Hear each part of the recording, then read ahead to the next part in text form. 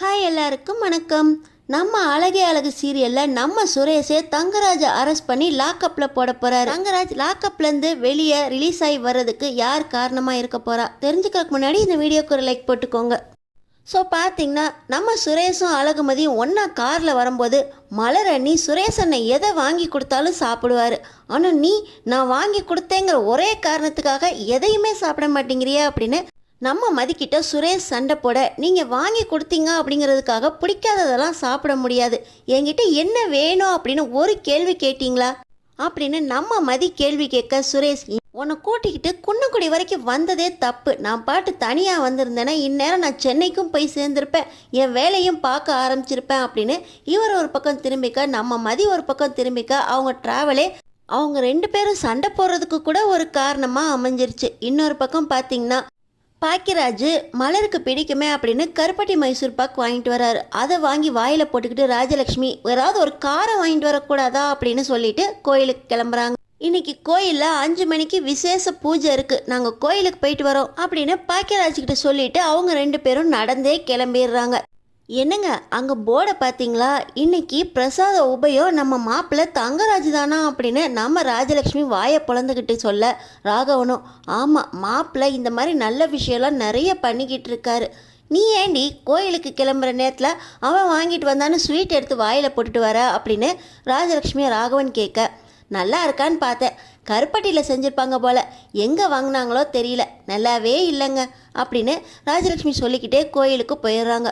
5 மணி விசேஷ பூஜை முடிஞ்சதுக்கப்புறம், என்னங்க இன்னைக்கு பிரசாத உபயம் தங்கராஜன்னு சொன்னாங்க, ஆனால் நம்மள்கிட்ட மாப்பிள்ளை எதுவுமே சொல்லலையேங்க, என்ன காரணமாக இருக்கும் அப்படின்னு ராஜலக்ஷ்மி கேட்க, அதாடி அக்காவுக்கு இன்னைக்கு பிறந்த நாளாம், அதனால் தங்கராஜ் மாப்பிள்ளை இந்த மாதிரி நிறைய கோவில்களுக்கு இன்னைக்கு பிரசாத உபயம் பண்ணியிருக்காரு, சரி வா நம்மளும் போய் கொஞ்சம் பிரசாதம் வாங்கி சாப்பிட்டுட்டு வீட்டுக்கு நேரத்தோடு கிளம்புவோம் அப்படின்னு சொல்லி ராகவனும் ராஜலக்ஷ்மியும் வரிசையில் நின்று பிரசாதமும் வாங்குறாங்க.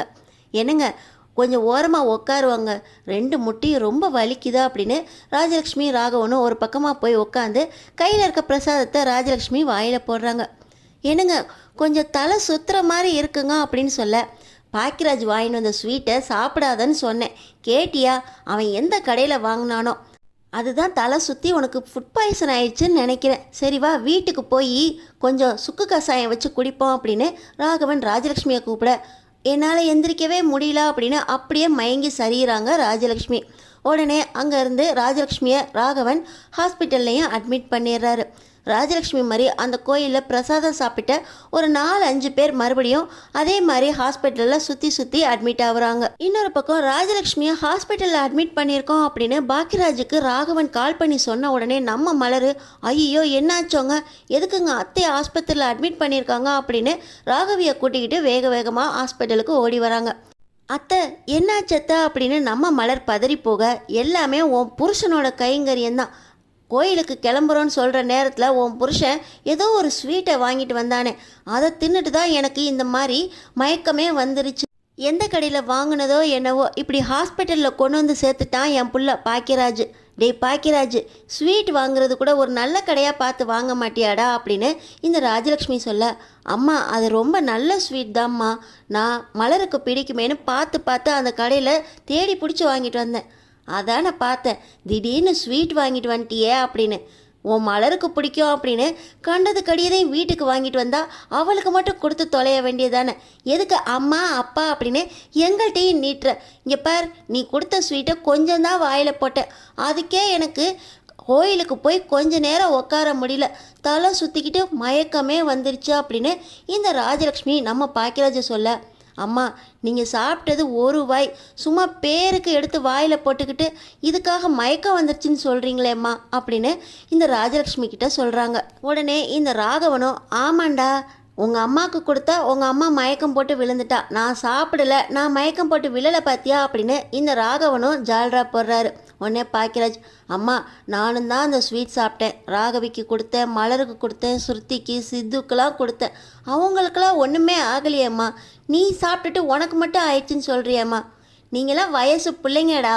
எனக்கு என்ன வயசா திரும்புது, வயசானவடா. பாரு, கொஞ்சோண்டு சாப்பிட்டதுக்கே என்னை ஹாஸ்பிட்டலில் கொண்டு வந்து சேர்க்க வேண்டியதாகி போச்சு. ஹாஸ்பிட்டலில் இன்னும் டாக்டர் என்னென்ன சொல்ல போகிறாரோ தெரியல. இதை சாப்பிடாதீங்க, அதை சாப்பிடாதீங்க அப்படின்னு படுக்கையில் படுக்க போகிறாருன்னு நினைக்கிறேன் அப்படின்னு இந்த ராஜலக்ஷ்மி சொல்லிக்கிட்டு இருக்க. போதா காலத்துக்கு எதை சொல்கிறோமோ அதை மட்டும் செய்கிறதுக்கு இல்லை. உன்னை யாரா ஸ்வீட்டெல்லாம் வாங்கிட்டு வர சொன்னா அப்படின்னு இந்த ராகவனும் பாக்கியராஜ்கிட்ட சண்டை போட்டுக்கிட்டு இருக்க. அந்த நேரத்தில் போலீஸ்காரங்க வராங்க. இப்போ எதுக்குடா போலீஸ்காரங்க ஹாஸ்பிட்டலுக்கு வராங்க? ஏதாவது பெரிய விஐபிங்க யாரும் இந்த ஹாஸ்பிட்டலில் அட்மிட் ஆகியிருக்காங்களா அப்படின்னு ராகவன் அங்கே இருக்க பெட்டில் யார் யாரெல்லாம் இருக்கா அப்படின்னு பார்வையை விடுறாரு. அந்த நேரத்தில் பார்த்தீங்கன்னா போலீஸ்காரங்க ஒவ்வொரு பெட்டுக்காக போய் விசாரிச்சுட்டு ராஜலக்ஷ்மி கிட்டேயும் அந்த போலீஸ்காரர் வராரு. வந்தவுடனே ராகவன், என்னாச்சு சார், எதுக்காக என் மனைவி கிட்ட வரீங்க அப்படின்னு அந்த போலீஸ்காரரை பார்த்து ராகவன் கேட்குறாரு.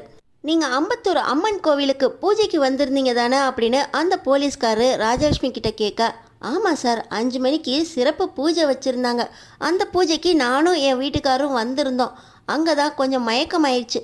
எல்லாம் இவன் வாங்கிட்டு வந்த ஸ்வீட்டால் தான் அப்படின்னு இந்த ராஜலக்ஷ்மி சொல்ல, அதெல்லாம் ஒன்றும் இல்லை மேடம், அங்கே பிரசாதம் கொடுத்தாங்கல்ல, அந்த பிரசாதத்தை சாப்பிட்டு இதே ஹாஸ்பிட்டலில் ஒரு 7-8 பேர் அட்மிட் ஆகியிருக்காங்க. எங்களுக்கு கேஸ் வந்திருக்கு, அதனால் பற்றி விசாரிக்க வந்திருக்கோம். அந்த பிரசாதம் சாப்பிட்ட 7-8 பேருக்கும் வாந்தி, மயக்கம், தலைவலி அப்படின்னு நிறைய பேர் அட்மிட் ஆகியிருக்காங்க. இன்னும் நிறைய பேர் சாப்பிட்டதா தகவலும் வந்திருக்கு. அவங்களுக்குலாம் என்ன ஆச்சு அப்படின்னு விசாரிக்கிறதுக்காக வந்திருக்கோம் அப்படின்னு போலீஸ்காரங்க சொல்கிறாங்க. ஐயோ, பிரசாதம் சாப்பிட்டவங்களுக்கெல்லாம் வாந்தி மயக்கம்லாம் வந்திருக்குதா? நல்ல வேலை, எனக்கு தலை சுத்தல் மட்டும் வந்தோடனே எங்கள் வீட்டுக்காரு ஹாஸ்பிட்டலில் அட்மிட் பண்ணிட்டாரு அப்படின்னு ராஜலக்ஷ்மி சொல்கிறாங்க.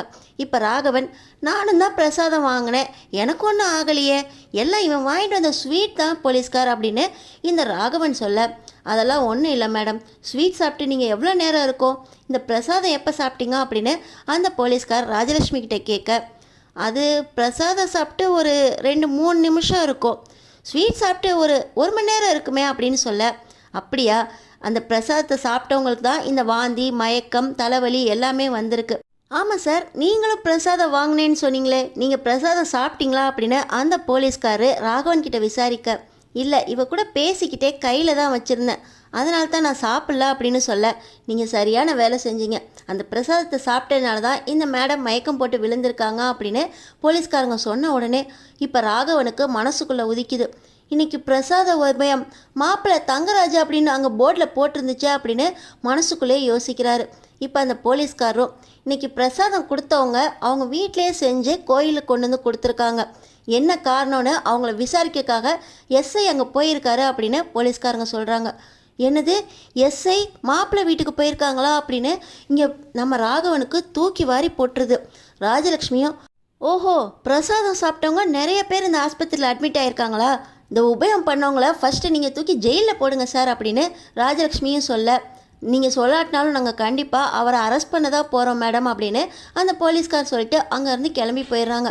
ராகவன் இப்போ ராஜலக்ஷ்மி கிட்ட, நீ வாயை வச்சுக்கிட்டு சும்மா இருக்க மாட்டியா, நம்ம கோயிலுக்கு போயிருந்தப்போ இன்னைக்கு பிரசாத உபயம் நம்ம மாப்பிள்ளை தங்கராஜ் பேருன்னில் போட்டிருந்துச்சு, இன்னைக்கு அக்காவுக்கு பிறந்த நாள் அப்படின்னு மாப்பிள்ளை தான் நிறைய கோயிலுக்கு பிரசாதம்லாம் கொடுத்துருக்காரு, அப்போ எஸ்ஐ அரெஸ்ட் பண்ண போனது நம்ம மாப்பிள்ளையாக இருக்கும், நீ வேற நல்லா அரெஸ்ட் பண்ணுங்கன்னு வேற சொல்லிக்கிட்டு இருக்கா அப்படின்னு ராகவன் ராஜலக்ஷ்மி கிட்ட சொல்ல, ஐயோ, நான் வேணா அவரை கூப்பிடுங்க திரும்ப சொல்லிடுறேன் அப்படின்னு ராஜலக்ஷ்மி சொல்கிறதையும் சொல்லிட்டு, இப்போ சொல்ல மாட்டேன் அவரை கூப்பிடுங்கன்னு வேற சொல்லிக்கிட்டு இருக்கியா, என்ன ஆக போதோ அப்படின்னு இந்த ராகவனும் ராஜலக்ஷ்மியும் சுரேஷுக்கு கால் பண்ணுறாங்க.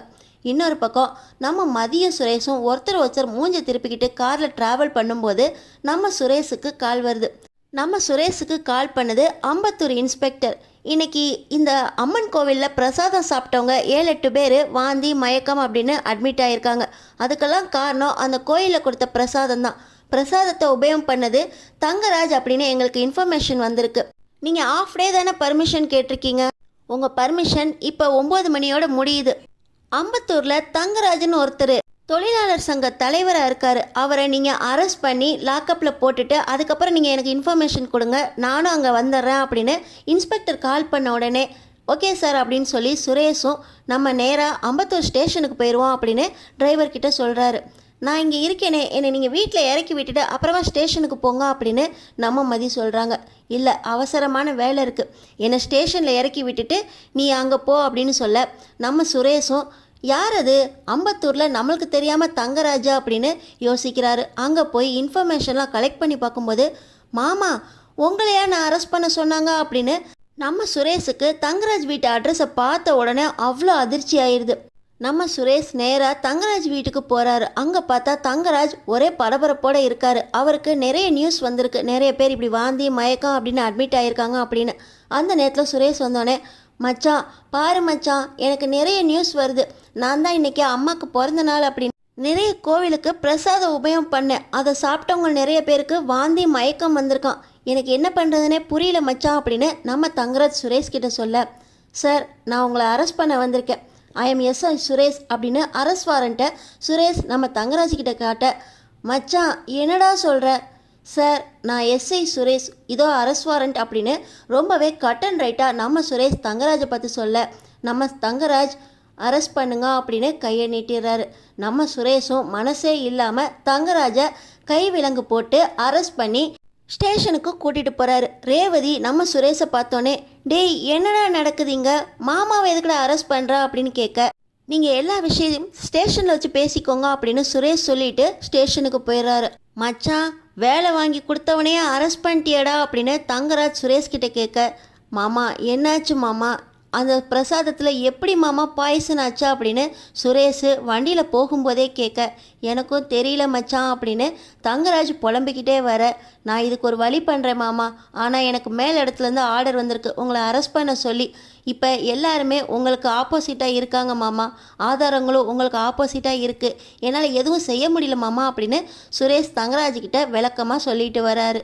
இன்னொரு பக்கம் ரேவதி என்ன செய்கிறதுனே தெரியாமல் வீட்டுக்கு பாக்கியராஜை தேடி வராங்க. அங்கே வந்தால் ராஜலக்ஷ்மி ஹாஸ்பிட்டல் அட்மிட் ஆயிருக்காங்க அப்படின்னு சொன்னதுனால ரேவதி அழுதுகிட்டே அதே ஹாஸ்பிட்டலுக்கு அவங்களும் போயிடுறாங்க. இன்னொரு பக்கம் நம்ம மதி, இவரோட தொல்லையாக இருக்குது, என்னை கொண்டு போய் இறக்கி விட்டுருங்க அப்படின்னா ஸ்டேஷனில் கொண்டு வந்து விட்டுட்டு நீ பாட்டு உன் வீட்டுக்கு கிளம்பிப்போன்னு சொல்லிட்டாரு. நான் ஃபஸ்ட்டு கோயிலுக்கு போகிறேன், அங்கே தான் எனக்கு அமைதி கிடைக்கும் அப்படின்னு சொல்லி நம்ம மதி அம்பத்தூர் அம்மன் கோவிலுக்கு போகிறாங்க. அங்கே பார்த்திங்கன்னா ஒரே பரபரப்பாக இருக்குது. இந்த கோயிலில் பிரசாதம் சாப்பிட்ட 7-8 பேர் வாந்தி மயக்கம் அப்படின்னு அட்மிட் ஆகியிருக்காங்க அப்படின்னு ஒவ்வொருத்தராக சொல்ல, நம்ம மதிக்கு என்ன ஆச்சு ஏதாச்சு அப்படின்னு யோசிச்சுக்கிட்டே அங்கங்கே சுற்றி பார்த்துக்கிட்டு இருக்காங்க. அங்கே பார்த்திங்கன்னா பிரசாத பானையை போலீஸ்காரங்க இன்வெஸ்டிகேட் பண்ணிக்கிட்டு இருக்கும்போது அந்த பானையில் ஒரு பல்லி கிடக்கிறத பார்த்துட்றாங்க. நம்ம மதி அவங்க ஃபோனில் அதை ஃபோட்டோ பிடிச்சிடுறாங்க.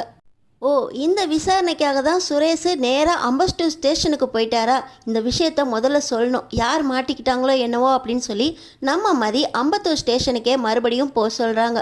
அங்கே போன உடனே தங்கராஜ் லாக்கப்பில் இருக்கார். நம்ம சுரேஷ் என்ன பண்ணுறது ஏது பண்ணுறதுன்னு தெரியாமல் பெரிய இடத்துலேருந்து ஆர்டர் வந்ததுனால மாமா எப்படி வெளியே கொண்டு வருது அப்படின்னு யோசிச்சுக்கிட்டு இருக்க அந்த நேரத்தில் நம்ம மதி ஸ்டேஷனுக்கு வராங்க. வரதை பார்த்த உடனே சுரேஷுக்கு ரொம்ப கோபம் வந்தது. நீனும் வீட்டுக்கு போகலையா, இங்கேயே எதுக்கு சுற்றிக்கிட்டே இருக்கா அப்படின்னு சுரேஷ் கத்த, நான் ஒரு முக்கியமான விஷயமா வந்திருக்கிறேன், எனக்கு ஒரு முக்கியமான ஆதாரம் கிடச்சிருக்கு. அம்பத்தூர் அம்மன் கோவிலில் பிரசாதம் சாப்பிட்ட 7-8 பேர் வாந்தி மயக்கம்னு விழுந்தாங்களே, அதுக்கான காரணம் ஆதாரம் எனக்கு கிடைச்சிருக்கா அப்படின்னு நம்ம மதி சொல்ல, என்ன ஆதாரம் உனக்கு கிடச்சிருக்கு, யாரை பிடிச்சி ஜெயிலில் போட போகிற, முதல்ல வீட்டுக்கு கிளம்பா அப்படின்னு நம்ம மதிக்கிட்ட சுரேஷ் ரொம்பவே கோபமாக பேச, சார் நீங்கள் இந்த கேஸை பார்க்குறீங்களா இல்லை உங்களை விட பெரிய ஆஃபீஸரை நான் பார்க்கவா அப்படின்னு நம்ம மதி சொல்கிறாங்க. சொல்லு, என்ன சொல்லணுமோ சொல்லு அப்படின்னு சொல்லி நம்ம சுரேஷ் அமைதியாக உட்காந்து மதி என்ன சொல்கிறாங்கன்னு கேட்க, நம்ம மதி அந்த பல்லி பிரசாத பானைக்குள்ளே இருந்ததை காட்டுறாங்க. இது என்ன பிரசாத பானை மாதிரி தெரியுது, அதில் பல்லி இருக்கா அப்படின்னு சொல்ல, ஆமாம் சார், இன்றைக்கி பிரசாதம் சாப்பிட்டவங்க மயங்கி விழுறதுக்கு இதுதான் முக்கிய காரணம். இந்த பல்லி விழுந்த பிரசாதத்தை சாப்பிட்டதுனால தான் நிறைய பேர் மயக்கம் போட்டு விழுந்திருக்காங்க. பிரசாதத்தில் எந்த ப்ராப்ளமும் கிடையாது, இந்த பல்லி தவறுதலாக விழுந்திருக்கு, அதனால தான் நிறைய பக்தர்கள் வந்து மயக்கம் போட்டு விழுந்திருக்காங்க அப்படின்னு நம்ம மதி சொல்ல, முக்கியமான விஷயத்தை கொண்டு வந்திருக்க, ஒன்னால தான் என் மாமா வெளியவே வரப்போகிறாரா அப்படின்னு நம்ம சுரேஷ் ரொம்ப சந்தோஷமாக போய் தங்கராஜை வெளியே கொண்டு வர, என்னது என்னால் தங்கராஜ் வெளியே வந்துட்டாரா, ஐயோ நான் பெரிய தப்பு பண்ணிட்டேன், இவர் வெளியே வர்றதுக்கு நான் காரணமாயிட்டேனே அப்படின்னு நம்ம மதி ரொம்ப கவலைப்பட, தங்கராஜ் ஒன்னால தான் இன்றைக்கி நான் வெளியே வந்திருக்கேனா, ரொம்ப தேங்க்ஸ்மா, ஆனாலும் ஒன்னால் நான் வெளியே வந்திருக்கவே கூடாது. சுரேஷ் என்னடா நடக்குதுங்க அப்படின்னு தங்கராஜ் சொல்ல, சுரேஷ் எல்லாத்தையும் விளக்கமாக சொல்ல, இன்னொரு பக்கம் மாமாவை நான் ரிலீஸ் பண்ணிட்டேன் அப்படின்னு சுரேஷ் பாக்கியராஜுக்கு ஃபோனை பண்ண, பாக்கியராஜ் மூலமாக ராஜலக்ஷ்மிக்கும் ராகவனுக்கும் இந்த மெசேஜ் போய், அப்பாடா மாப்பிள்ளை வெளியே வந்துட்டாரா, நான் என்னால் தான் மாப்பிள்ளை உள்ளே போயிட்டாரோ அப்படின்னு எனக்கே ஒரு கில்ட்டாக இருந்துச்சு. நல்ல வேலை வெளியே வந்துட்டாரு. எல்லாம் இவன் ஸ்வீட் வாங்கிட்டு வந்த நேரம் அப்படின்னு மறுபடியும் ராஜலக்ஷ்மி நம்ம பாக்கியராஜை குறை சொல்ல, அங்கே வந்த ரேவதி, அப்பா மாப்பிள்ளைய வெளியே விட்டாங்களாப்பா அப்படின்னு சொல்ல, ஆமாம்மா மாப்பிள்ளை வெளியே வந்துட்டாராம். எல்லாத்துக்கும் காரணம் மதிதானா. மதிதான் பிரசாதத்தில் பள்ளி இருக்கிறத கண்டுபிடிச்சு ஆதாரத்தோட சுரேஷ்கிட்ட நிரூபிச்சிருக்கா அப்படின்னு ராகவன் சொல்ல, நம்ம ரேவதி, உண்மையிலேயே நம்ம அழகுமதி இல்லாட்டினா இன்றைக்கி என் வீட்டுக்கார் வெளியவே வந்திருக்க மாட்டார். நீங்கள் அவளை எவ்வளோ திட்டிருப்பீங்க. இன்றைக்கி என்னோடய வீட்டுக்கார் வெளியே வர்றதுக்கே காரணம் மதிதான்ப்பா அப்படின்னு நம்ம ரேவதி ரொம்பவே மதிப்புகள் பாட, போது நிறுத்து அப்படின்னு இந்த ராஜலக்ஷ்மி ராகவனுக்கும் அவ்வளோ கோபம் வருது. நம்ம அழகுமதியால் தங்கராஜ் வெளியே வந்திருந்தாலும் நம்ம அழகுமதியோட புத்திசாலித்தனத்தை நிரூபிக்கிறதுக்கு இது ஒரு நல்ல வாய்ப்பு வீட்டுக்கே அப்படின்னு நினைக்கிறவங்க நம்ம சேனலை சப்ஸ்கிரைப் பண்ணி அடுத்தடுத்து என்ன நடக்க போகுதுன்னு பாருங்கள்.